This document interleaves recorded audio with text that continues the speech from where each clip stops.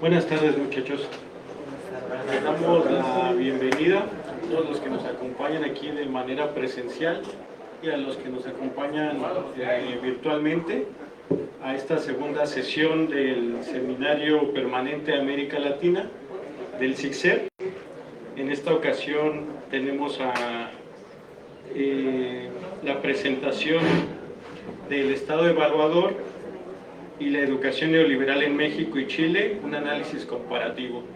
Es la segunda sesión de este semestre, de este año 2025, y la intención pues es discutir temas pertinentes de América Latina, revisar un poco experiencias latinoamericanas y compararlos con la realidad de nuestro país, y en este caso pues el tema educativo. Para esta presentación nos acompaña Angélica García. Ella es licenciada en Sociología por la Universidad Pedagógica Nacional. Hizo estudios de maestría y doctorado en estudios latinoamericanos en la Universidad Nacional Autónoma de México. Sus líneas de investigación son educación neoliberal, educación comparada y movimientos sociales en América Latina. Forma parte del grupo de trabajo de Claxo, Capitalismo Digital, Política Educativa y Pedagogía Crítica. Forma parte del portal virtual internacional Otras Voces en Educación, que dirige Luis Bonilla Molina, y es directora de la escuela virtual Campus Digital. Entonces, bueno, sin más preámbulos, le damos la bienvenida y le damos la palabra para esta presentación. Bueno.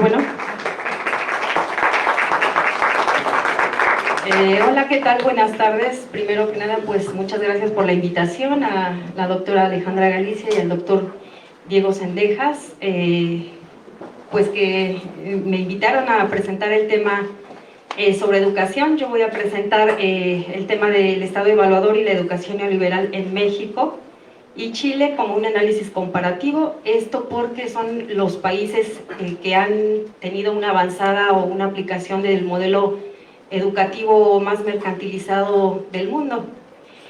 Bien, primero voy a hacer de manera muy sintética, voy a explicar un poco, ¿no? ¿Qué tiene que ver? ¿Por qué llega el modelo educativo neoliberal a América Latina? Primero, bueno, pues decir qué es el neoliberalismo. Pues es un proyecto económico, político, que busca limitar la intervención estatal y promover las ideas del mercado. Esto, bueno, sabemos que tiene que ver con muchos ideólogos que implantan todo el neoliberalismo en todo el mundo. Principalmente siempre se habla de von Hayek y von Mises, y a partir de esas premisas que se retoman aquí en la región, ya podemos hablar de toda esta época de privatizaciones, desregulación, reducción del gasto público y apertura comercial que se da en términos generales. En este caso vamos a hablar sobre el sistema educativo. Bien, primero vamos a analizar qué sucede en México, por qué llega toda esta política educativa mercantilista. Bueno, pues en la época de la crisis económica que se da en los años 70 en todo el mundo, América Latina vive el coletazo de estas crisis económicas, y a partir de estas crisis, pues México se endeuda con el Fondo Monetario Internacional, y a partir de este endeudamiento pues retoma todas las premisas y todos los postulados que se recomiendan de estos organismos internacionales. Se da la aceptación de estas políticas neoliberales y bueno, se empiezan a mercantilizar los servicios públicos, entre ellos la salud y la educación. Así es como llega la educación neoliberal, puntualmente en los finales de los años 80, más o menos 1986, pero bueno, a inicios de la década de los 80 ya había propuestas con el gobierno de Miguel de la Madrid, y bueno, se le pone énfasis a la eficiencia, a la eficacia y a la privatización. Cuando hablamos de un modelo educativo neoliberal, estamos hablando principalmente de estos conceptos. Ahí es donde se le empieza a poner el foco a lo que es la calidad educativa, ¿no? Se habla ahora de los productos que tiene uno que demostrar para demostrar que es uno un buen académico, un buen estudiante. Y a partir de esta implantación de este modelo educativo, pues surge todo un aparato de evaluación y se da a conocer lo que en la sociología de la educación llamamos el estado evaluador. Y este estado evaluador se convierte incluso en digamos, como es el punto o el centro nodal de toda reforma educativa. No es que tenga que ver aquí la implantación de nuevas formas pedagógicas, de que se dé un nuevo proceso de enseñanza-aprendizaje, sino más bien en la construcción de todo un aparato de evaluación. Entonces, cuando se implanta este aparato, se da toda la reestructuración a partir del estado evaluador, pues estamos hablando de que se centraliza la evaluación y empezamos a rendir cuentas de todo lo que hacemos como estudiantes, como instituciones, como profesores, y eso es lo que va pasando, lo que pasa en todo el sistema educativo, que atraviesa todo el educativo a partir de los años 80 en México. Después, en el caso chileno, estamos hablando de una época en la que se da el golpe de Estado, se da una dictadura en Chile y se da la implementación de todo este modelo neoliberal. Lo mismo que sucede en México y en toda la región y en todo el mundo, pues se aplica en Chile en los años 70, digamos que ellos tienen 10 años de avanzada, ¿no? Hay un modelo neoliberal avanzado en comparación de los demás países. Y lo que se lleva a cabo en Chile es todo lo que recomiendan los Chicago Boys, que obviamente también están regidos por todas las premisas de los ideólogos del neoliberalismo, como von Hayek y von Mises. Y bueno, se da una implementación del modelo neoliberal a partir de las ideas de los Chicago Boys, que son los asesores económicos del régimen. Se empieza a dar toda la privatización, la desregulación, el impacto, por supuesto, también se da en la educación, y también surge lo que llamamos, o lo que se conoce desde la sociología de la educación, el estado evaluador. Se empieza a centralizar, por supuesto, también la evaluación y la rendición de cuentas. Entonces, bueno, en términos generales estamos hablando de los dos países que están más avanzados en políticas educativas mercantilistas en América Latina, y yo diría, después del análisis que hago, que son como los más avanzados de todo el país. En Chile, por ejemplo, tenemos la privatización más rapaz, más avanzada a nivel mundial, y en México tenemos a los docentes más explotados a nivel mundial, no son los más mal pagados de todo el mundo. Bueno, esto se da obviamente en un contexto en el que en México, por ejemplo, había pasado, digamos, un contexto de una intensidad de violencia. En los años 70 se da una persecución de los estudiantes y de la sociedad civil en términos generales. Se da la desaparición forzada de los estudiantes, de la sociedad civil, y bueno, es lo que conocemos como la guerra sucia o terrorismo de Estado en México. Y bueno, se da porque pues estábamos viviendo la época del movimiento del 68, ¿no? Se están movilizando los estudiantes por una democracia. Y en Chile, por ejemplo, estamos hablando de una dictadura que elimina todas las ideas marxistas y progresistas que habían permeado el sistema educativo durante el gobierno de Allende. Comento esto porque a pesar de que en México no se vive una dictadura como sí se estaba dando en otros países de América Latina, fueron muchos los que estuvieron en esta época de dictadura, en México estaba pasando de diferente manera. Entonces se da esa persecución, se da la persecución de guerrillas, de estudiantes, de todo actor que esté movilizado, y hago un análisis a partir de lo que comenta Lazzarato, que es un teórico italiano, que dice que bueno, este proyecto, para poderse implantar en todo el mundo, sobre todo en América Latina, pues tuvo que llevar a cabo una derrota política de todo proyecto revolucionario. O sea, primero se tuvo que haber dado todo este proceso de dictaduras, se tuvo que dar esta guerra sucia en México para poder implantar todo el modelo mercantil neoliberal. Y cuando ya se da esta persecución, se lleva a cabo la implantación de todo lo que recomienda Chile en esta época de dictadura, pues los estudiantes empiezan a convencer a sí mismos que se transforman en vencidos, y cuando estos se van asumiendo a sí mismos derrotados, en ese momento entra toda la política neoliberal, ¿no? Toda la política mercantil. Ahora, en cuanto a la parte la parte teórica del Estado evaluador, podemos definir la definición del Estado evaluador a partir de lo que comenta Betancourt. Es un modelo de gestión educativa basado en la evaluación y la rendición de cuentas y la competencia.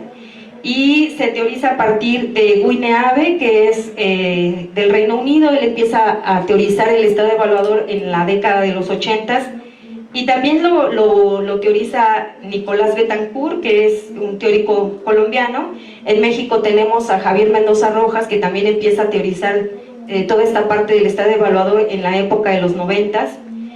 Y bueno, se caracteriza por la centralización de la evaluación, la racionalización del gasto educativo, la implementación de mecanismos de control y supervisión, y el fomento de la competencia entre instituciones, docentes, proyectos, alumnos, todo lo que tenga que ver con el sistema educativo. Bien, entonces la intencionalidad es la racionalización del gasto público, porque a partir de que el Estado empieza a fiscalizar y a llevar a cabo una persecución incluso de profesores, estudiantes, a partir de que se rinda cierta productividad, es en ese momento pues que el Estado empieza a direccionar el presupuesto a lo que le da productos. Se desentiende de todo lo que tiene que ver con realmente un proyecto educativo, y el presupuesto se va a gente que, digamos, posgrados, se va a la gente que hace investigación, a los estímulos, a todo lo que tenga que ver con el resultado de productos, entregar ciertos productos académicos. Entonces, bueno, se empieza a gastar más dinero en evaluación. De hecho, en la década me parece que en el sexenio de Felipe Calderón, se gasta más en el presupuesto que se llevan en evaluación que en el mismo presupuesto que necesita la Secretaría de Educación Pública.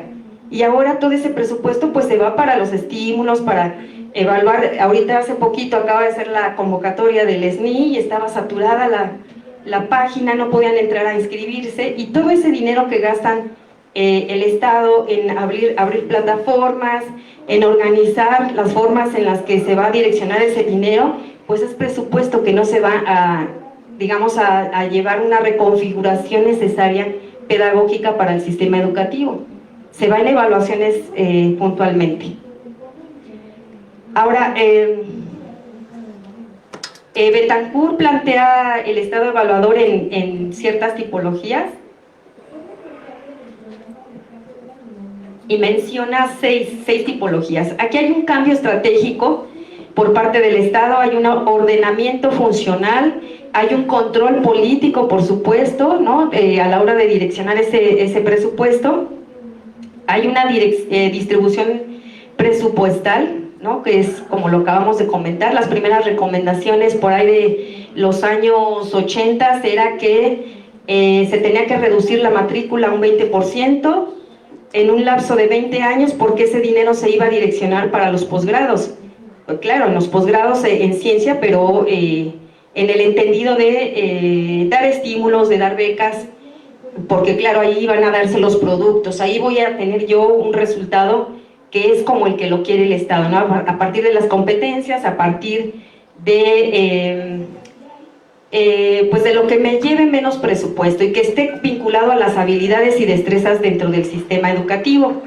Y también se da una imputación de responsabilidad pública, y esto nos va a sonar mucho porque cuando hacemos un examen para ingresar al bachillerato o a la universidad, pues recae en ti el hecho de que tú pases o no ese examen.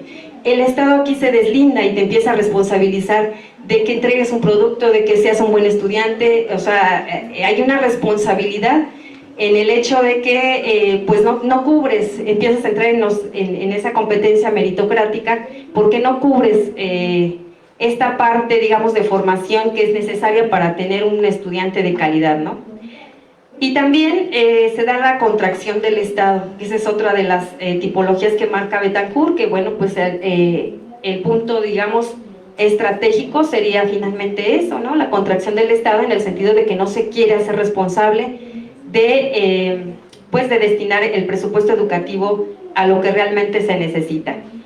Identificamos aquí a los actores más perjudicados en México y en Chile. Por un lado tenemos a los profesores en México y en Chile a los estudiantes, ¿no? Que han sido como los más fiscalizados por parte del Estado, y ahorita vamos a ver por qué.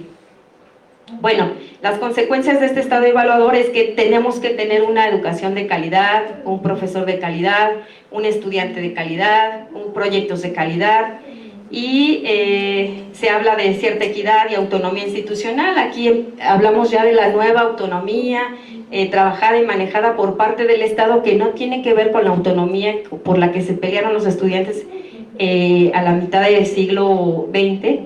Es una autonomía donde te dicen, bueno, pues eres autónomo, eres responsable de la educación de la universidad, ¿no? Tienes este presupuesto, los 20 pesos hazte bolas con ese presupuesto. Y bueno, ahí ponen énfasis en una autonomía que ahora podemos llamarle autonomía neoliberal.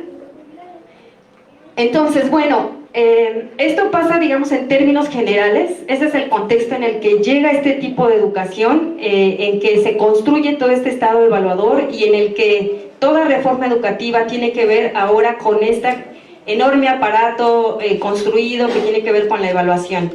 Y uno de los primeros proyectos que surge en México, que se da en 1984 y que se da primero que la primera propuesta de reforma educativa neoliberal, que se da en 1986, pues ya estaba el programa del SNI.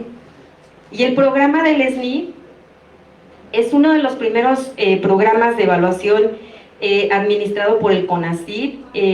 Surge como un programa paliativo porque estábamos viviendo una época de crisis en aquel entonces, y bueno, los profesores ya empiezan a vivir el despojo y empiezan a recibir poco sueldo, y bueno, se construye el SNI para darles esa parte proporcional que, pues que tenían que cubrir el sueldo base, ¿no?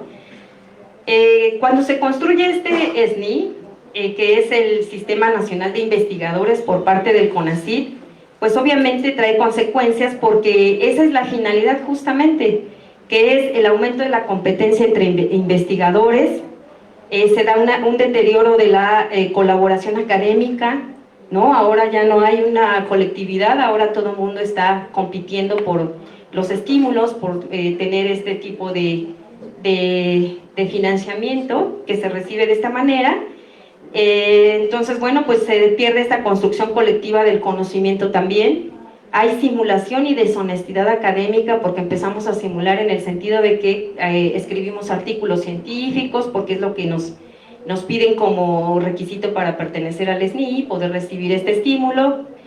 Y tiene que ver también con el abandono de aulas, porque ahora todo el mundo pues anda detrás de la zanahoria, y de lo que menos se ocupan es de pues preparar una clase, de en el fondo ver qué es lo que está pasando con el proceso de enseñanza-aprendizaje, y pues todo el mundo está tras la puntitis, ¿no? Lo que ahora le llaman en la sociología de la educación. Obviamente pues hay una sobrecarga laboral, hay precarización de las condiciones laborales también de los docentes, y pues se da el deterioro de la calidad de la educación.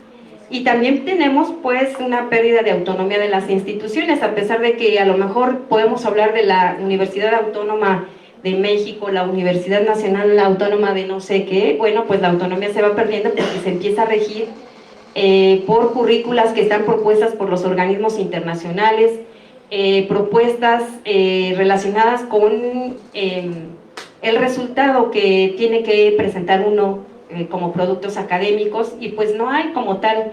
Incluso la libre cátedra va perdiendo un lugar, porque pues se va cooptando al profesorado, ¿no? Ya se pierde la parte crítica de los profesores, y pues esa autonomía se queda totalmente desdibujada con esta implantación de estas nuevas reformas mercantiles. Bien, entonces, ¿qué es lo que sucede con este proyecto? Pues se da una brecha salarial entre docentes, SNI y otro tipo de docentes. no solamente tenemos al SNI con plaza fija, el SNI sin plaza fija y el profesorado que no tiene ni plaza ni SNI. Y ese es la gran parte del profesorado, casi el 75% a nivel nacional. Y pues obviamente el dinero que se va para estos estímulos, podríamos decir que es una concentración de los recursos educativos concentrado en un pequeño grupo de académicos, que es muy poquito, son como 30,000 profesores a nivel nacional. Bueno, en este tipo de proyectos, este proyecto del SNI se divide, depende de 3 niveles o 4 niveles más o menos. Se les va a asignar un estímulo dependiendo de los requisitos que llenes. Te puedes convertir en un candidato a investigador nacional, te puedes convertir en un investigador nacional con 3 niveles, ¿no? SNI 1, 2 y 3, y el más alto, que es el investigador nacional emérito. Entonces, bueno, pues a partir de que se convierten profesores del SNI, tienen que cubrir cierta calidad de la producción, tener cierto liderazgo de los grupos de investigación, tienen que tener una producción según el número de trabajos publicados, tienen que tener citas obtenidas. Fíjense cómo se va deformando la educación. O sea, si tú eres un profesor de calidad SNI es porque ya te citaron muchas veces, y dependiendo de la cantidad de citas que tengas, pues eres un profesor de calidad o no. Eso también tiene que ver con el número de publicaciones que tienen, sobre todo en revistas indexadas, la dirección de tesis, ¿no? Sobre todo para el nivel 2 y 3, si diriges una tesis, bueno, a lo mejor tienes el chance de subir al siguiente nivel. La participación en comités editoriales y la proyección que tengas a nivel internacional, es decir, entre más seas visto en Facebook y publiques artículos, pues ya eres un académico de rango internacional, ¿no? Entonces, bueno, lo que yo alcanzo a analizar para el año 2022 es que este grupo de académicos, que es un grupo muy reducido a nivel nacional, recibe de 8,775 pesos mensuales a 40,000 pesos al mes. O sea, es, digamos, lo que se recibe, aparte de los estímulos locales y el sueldo base, y esto asciende a 130 o 140,000 pesos, y estamos hablando ahora se conoce como la casta dorada académica, que recibe toda esta gran cantidad de dinero. No es la intencionalidad también estar hablando mal de los SNI, porque también están siendo perjudicados. Obviamente también hay una expoliación de todos sus derechos laborales y están siendo perjudicados. Lo que decía Hugo Casanova Cardiel, pan para hoy, hambre para mañana, porque al final cuando se tengan que jubilar no van a recibir el sueldo real, porque el estímulo no impacta en su salario real. Entonces, bueno, también forma parte de ese despojo académico que se da en México.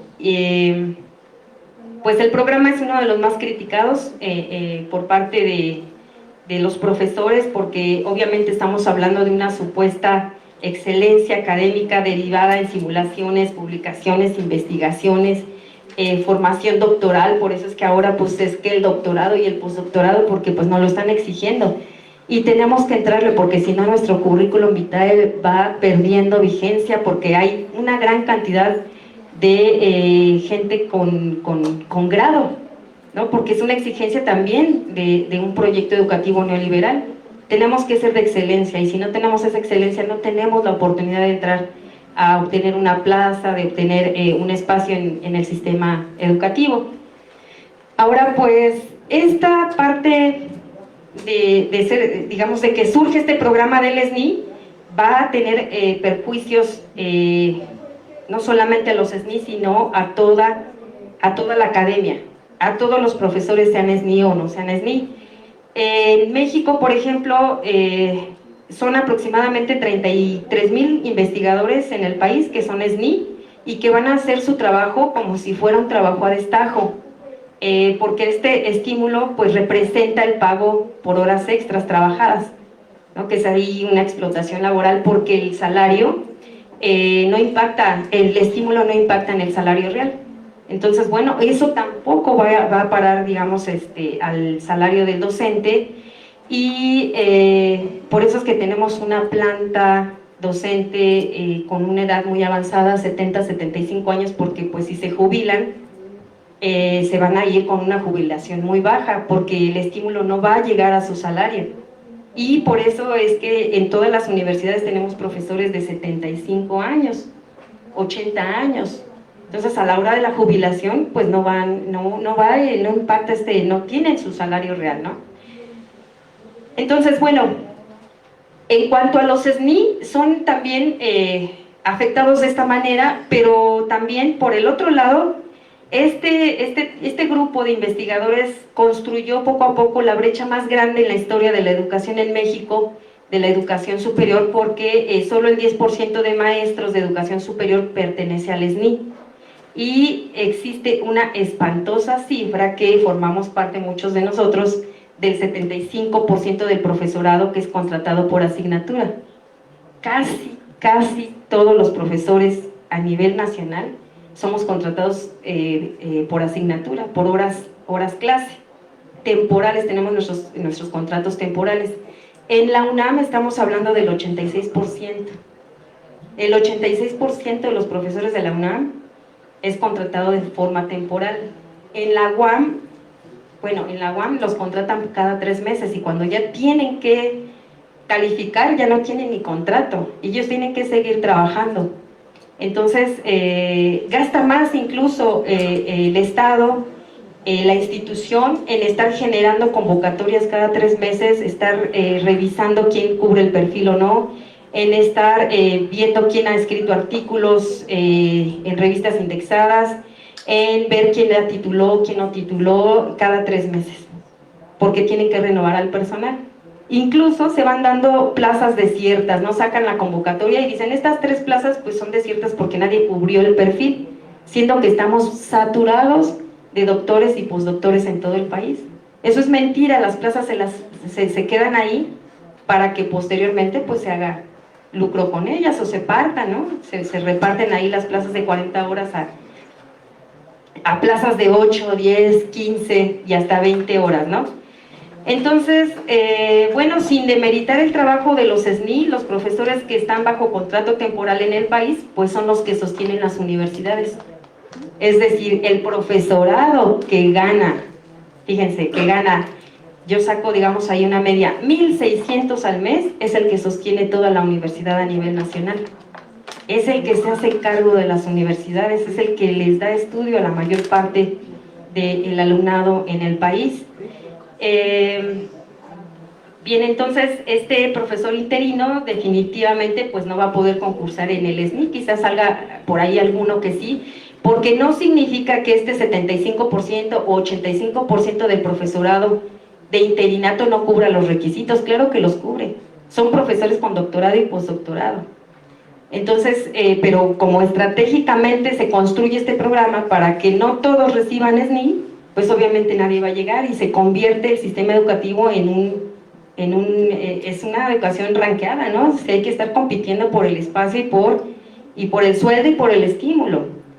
Entonces, bueno, ya últimamente se empieza a tocar este tema. Yo soy de la idea de que quedó ahí una problemática invisibilizada por más de 38 años, casi 40 años, de estar llevando, digamos, a este nivel al profesorado en todo el país, pero ya empieza a haber ahí protestas por parte de la UAM, por parte de la UNAM, por parte de la pedagógica, y entre los diversos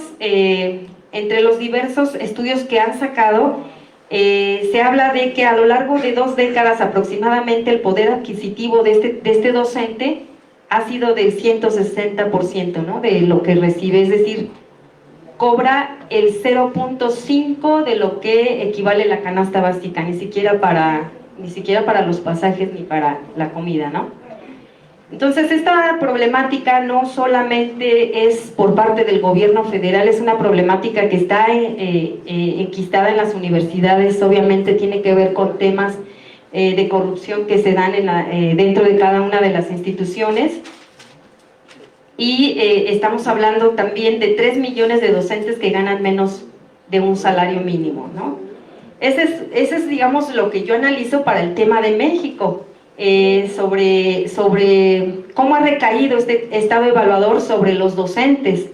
No significa que el estudiantado, los alumnos no tengan, no se vean sumergidos en estas evaluaciones, sino que más bien el Estado actúa de diferente manera en los diversos países, en la región. Aquí lo que yo veo pues es un grupo de profesores de casi todo el país que son los más afectados en comparación de Chile, que son los estudiantes, ¿no? Ahora, ¿cómo surge la precarización del docente a nivel universitario en México? Tiene su historia. Por ejemplo, desde los años 70, la situación de los maestros contratados por hora se fue convirtiendo en un problema sistémico. Estamos hablando de una época en la que había crisis recurrentes en México, y ahí es donde nacen todas estas políticas de despojo, pero también estaba sucediendo algo que tiene que ver con el contexto político.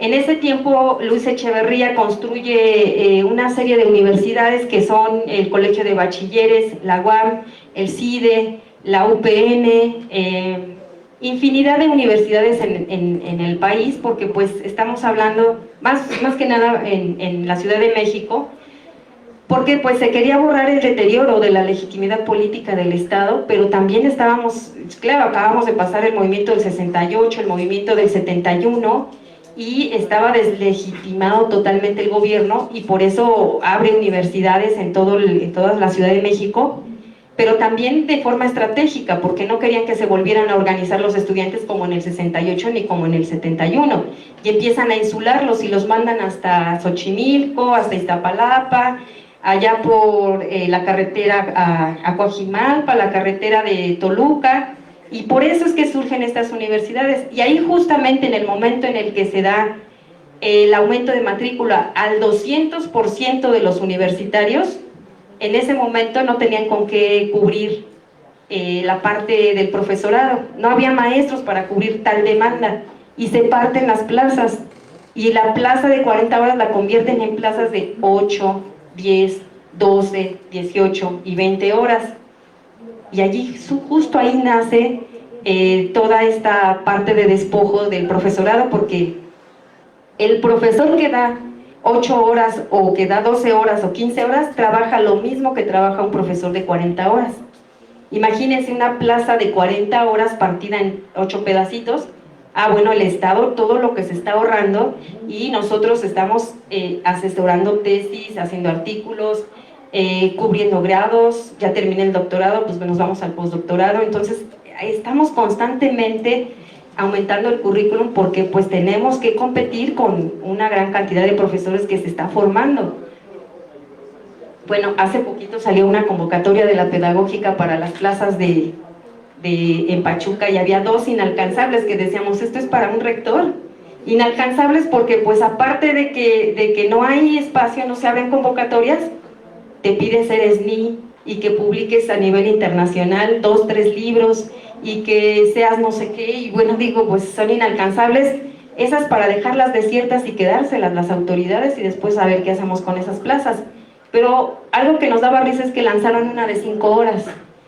5 horas una plaza para quedársela, para ganar 2,000 pesos mensuales.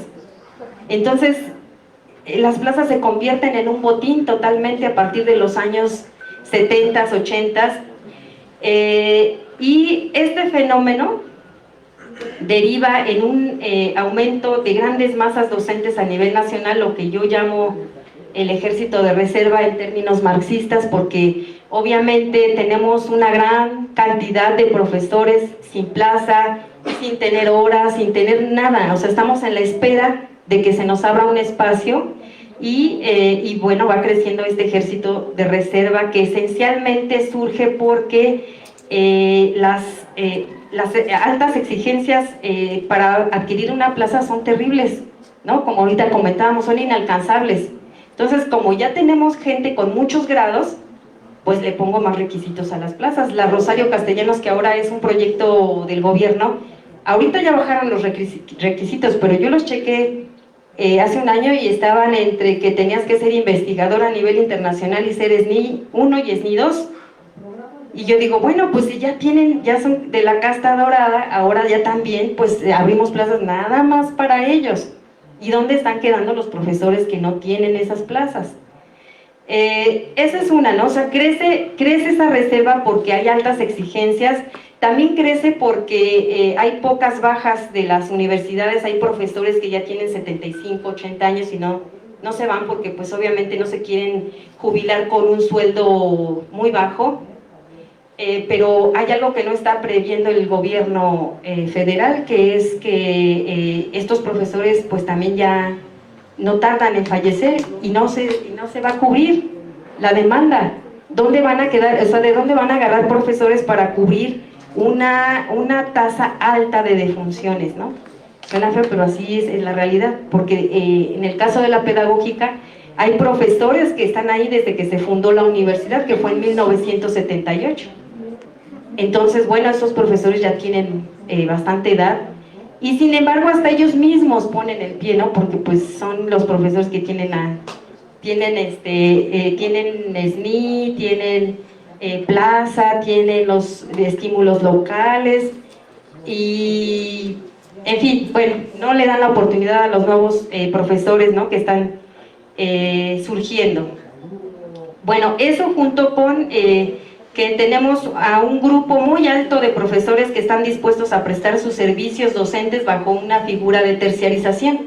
Obviamente, si a mí me ofrecen una plaza de 8 o de 10 horas, pues por supuesto que la agarro, ¿no? Y entonces ahí es donde nos convierten en esquiroles modernos, porque obviamente estamos en competencia con los profesores que ya tienen su plaza, con los que ya están colocados, y pues se va abaratando el costo de la prestación de servicio con ello. Por eso es que ganamos muy poco, porque pues tenemos esta reserva, el ejército de reserva que te va a agarrar cualquier plaza, una plaza de 5 horas, ¿no? Pues imagínense, ya tengo ahí seguro y tengo, pues aunque sea nada más el seguro y el pasaje, ¿no? Bien, entonces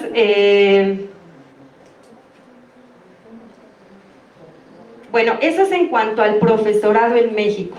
Este estado evaluador actúa de esa manera, de la forma más rapaz con el grupo de profesores desde los años 80.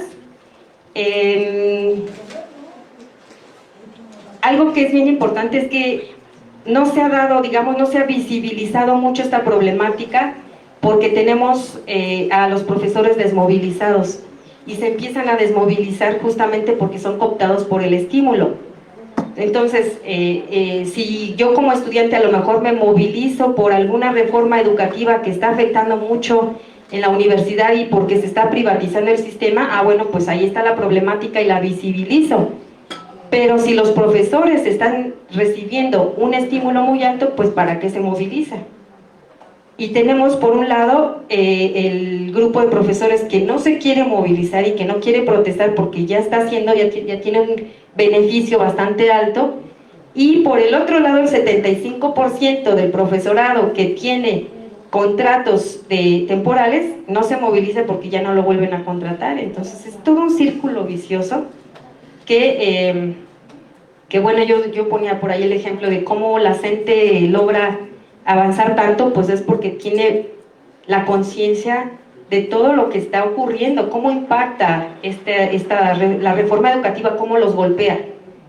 El profesorado que recibe SNI y que tiene plaza y que, bueno, no le importa, él está obteniendo su estímulo en el momento, ni siquiera está pensando a futuro.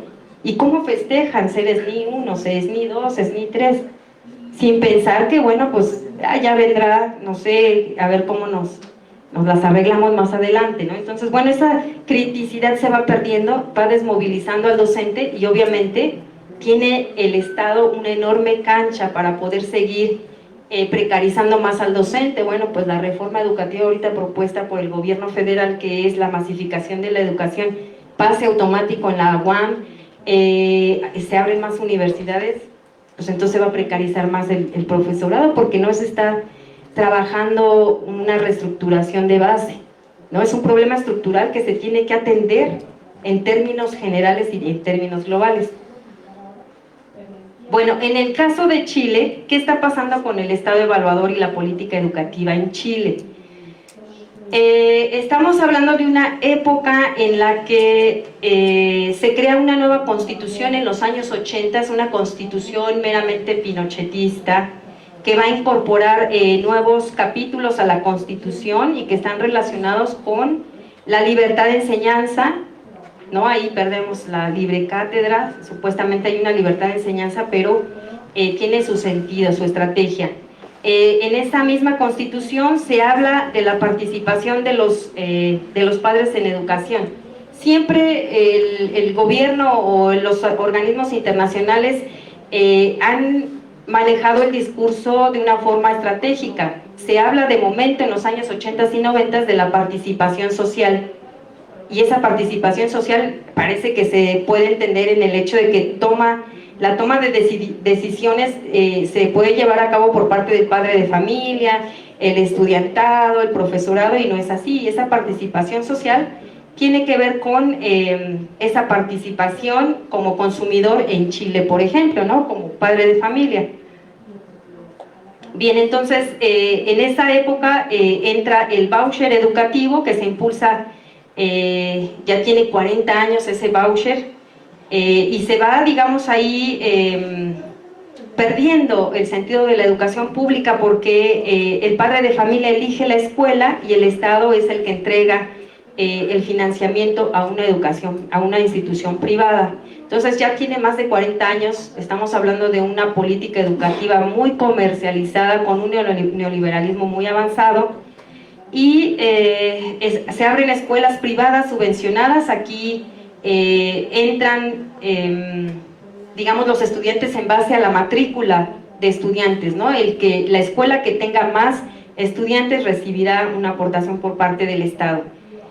Y se crea, pues, digamos, todo lo que tiene que ver con la evaluación de los aprendizajes. Estamos hablando de la década 80-90. Ya para la década del 90, con la promulgación de la LOCE, que es la Ley Orgánica Constitucional de la Enseñanza, se impulsa supuestamente la autonomía de las universidades, que es una autonomía totalmente neoliberal. Se garantiza aquí la obligatoriedad del nivel básico, después ya se aumenta a la media superior, pero no en la superior. Entonces, cuando no se garantiza la educación superior, estamos hablando de que pues la estrategia es que el padre de familia o la universidad dependa exclusivamente de la capacidad económica del padre de familia. Por eso es que no se garantiza la educación, la obligatoriedad en el nivel superior, y esto surge con la reforma de la LOCE en los años 90, que pues está siguiendo todos los postulados, todas las propuestas de la Constitución del 80, que es una constitución meramente pinochetista. Y bueno, llegamos a la década más difícil para los estudiantes, ¿no? Que es en la época en la que se implanta un proyecto, un crédito que se le llama crédito con aval del Estado, y es un programa donde el Estado queda como aval de un préstamo que se le otorga al estudiante cuando va a entrar a la universidad. Entonces el estudiante elige la universidad, el banco le presta el crédito al estudiante y el Estado queda como aval de ese estudiante. Entonces estamos hablando de que la deuda que adquiere el estudiante pues la administran los bancos, y estamos hablando de una aportación de más o menos el 87% de los bancos o de los padres de familia para la educación, y el Estado está aportando únicamente el 17%. Entonces es una educación muy privatizada, de las más privatizadas del mundo. Y bueno, ahí por ejemplo Manuel Riesco habla de que en el 2006 y 2010 más o menos el préstamo a los estudiantes alcanzó la cifra de $2,000 millones, y por eso es que surge el movimiento en el 2011. Los secundarios se empiezan a movilizar en contra de la ley de la LOCE en los años 80, y ya para el 2011 estos pingüinos, se llamaba el movimiento de los pingüinos, ya se estaban movilizando en el 2011 porque eran la primera generación de estudiantes endeudados con el CAE, con el crédito con aval del Estado. El entusiasmo por adquirir ese tipo de becas o ese tipo de voucher es que estamos hablando de una población que no había estudiado, no había llegado a la universidad, la mayoría de ellos, más o menos el 70% de estudiantes, que incluso llega a la universidad con esta nueva política, con este nuevo préstamo que es el CAE, y que ve la oportunidad de tener una movilidad social a partir de que se implementa la reforma. O sea, en un principio, cuando se plantea este proyecto, fue como la oportunidad de llegar a la universidad para los estudiantes y para tener cierta movilidad social. Y después que pasa el tiempo, 2006, que fue la movilización de los pingüinos, al 2011, pues ya era una primera generación de endeudados, y estamos hablando de una deuda de más o menos 400,000 pesos por carrera. Aquí, por ejemplo, en México, el estudiante o el joven promedio, su sueño quizás a lo mejor es no pagar renta y tener un departamento. Pues allá es inalcanzable ese sueño, porque el sueño pues se convierte en pagar la carrera, ¿no? Y además agarran carreras que ni siquiera tienen que ver con que yo desee ser sociólogo o ser politólogo, ¿no? Es la carrera menos costosa, ¿no? Quizás pedagogía, quizás que hasta cierto punto son las más baratas, las de ciencias sociales y humanidades. Entonces, quien se queda con las carreras de ingeniería, bueno, es la gente que puede pagar los préstamos más altos. Y se encarga de educar a la sociedad en general este tipo de universidades, que si las comparamos con México son como las escuelas Patito en México, porque al abrirse esa apertura comercial de la educación, empiezan a surgir universidades, ¿no? Que son universidades que no tienen biblioteca, que no hacen investigación, que no tienen programas, que no hacen extensión, que no hacen, en sí, en términos generales, no es una universidad que tenga un proyecto educativo, social, sino son universidades que están egresando estudiantes que ni siquiera se pueden colocar en el ámbito laboral, porque además vienen de las escuelas Patito. Entonces es un sistema privatizado, altamente privatizado. El problema pues es una deuda que adquiere el estudiante, que cuando hacen sus movilizaciones, su pliego petitorio es el fin del lucro, el fin de la estafa, ni siquiera es echar para abajo tal reforma, porque aparte son reformas estructurales ya bien avanzadas, que ya están bien incrustadas desde hace 40 años. Y la deuda pues tienen el chance de pagarla en 10, 15, 20 años, que es casi que impagable, porque es como sacar una casa, un departamento de Infonavit, y pues nadie se quiere comprometer a pagar en 20 años una carrera. Y cuando el estudiante entra a la universidad, el primer año se da una baja muy grande, porque se da cuenta que va a tener que pagar 5 años tal cantidad de dinero en 20 años. Entonces se empieza a dar la baja de estudiantes y se quedan con esa deuda que tiene intereses. O sea, el hecho de que tú te desertes no significa que ya dejaste la deuda ahí, sino que sigue corriendo tu interés. Y esa es la realidad que se está viviendo en Chile en cuanto a la educación. Yo creo que es la problemática más incrustada, la privatización que se da de la educación, donde el Estado evaluador actúa de forma muy rapaz, ¿no? Ahí en la campaña que hizo Boric antes de llegar a la presidencia justamente fue terminar con la deuda de los estudiantes, ¿no? Ahí lo utilizan como eslogan de campaña. No hizo nada en los 4 años, ahorita ya va a entrar el siguiente presidente, ya empiezan a hablar otra vez de la deuda de los estudiantes, la deuda del CAE.